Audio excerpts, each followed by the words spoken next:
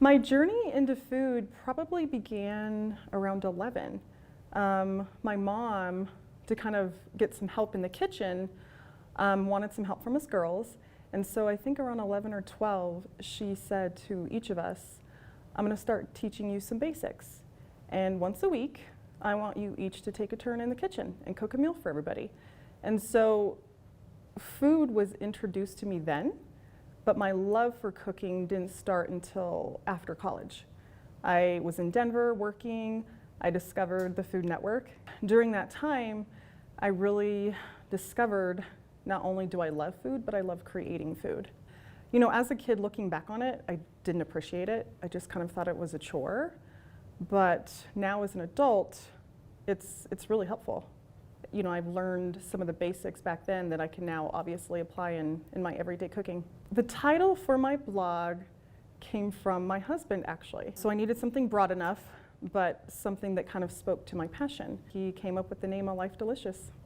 My food blog, I think, stands out from the rest because just my style.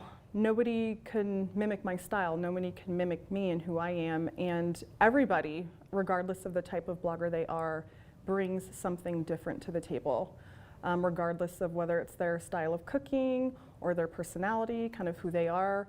But for me personally, my style of food, I think, is a little different than everybody else. I don't have a specific diet necessarily that I follow, but due to an elimination diet that I was kind of experimenting with back in 2017, I discovered that I shouldn't be eating dairy.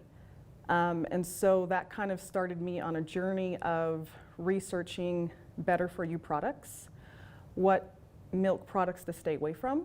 I learned during that time just how much milk is in many different products that you see on the shelves.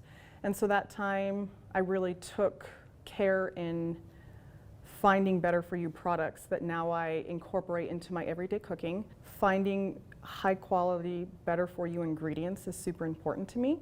And so I can take different products and incorporate them into different recipes that will hopefully speak to many different people. The way I write my recipes caters to everybody in the family, whether it's your husband that doesn't want to eat dairy-free or your child that needs to.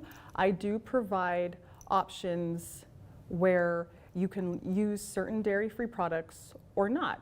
If there's a meal that I want to create with a nice velvety, for instance, pasta sauce, but I know can't have dairy, I work it to where I find products to where you can use just a little to where you can mask it, to where most times, yes, if you need some butter, for instance, I find a vegan butter and do the same exact thing just with a better for you product.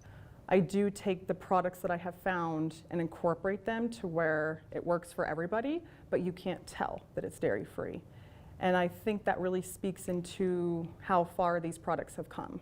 My biggest hope that people will discover with me and my blog, honestly, there is a better way of cooking.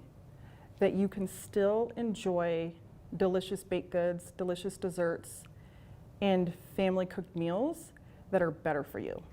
There are better ingredients out there for you. Yes, some may be expensive, but if you take the time to research and then start to incorporate those better ingredients for you, you will start to cook better, and more importantly, you will start to feel better.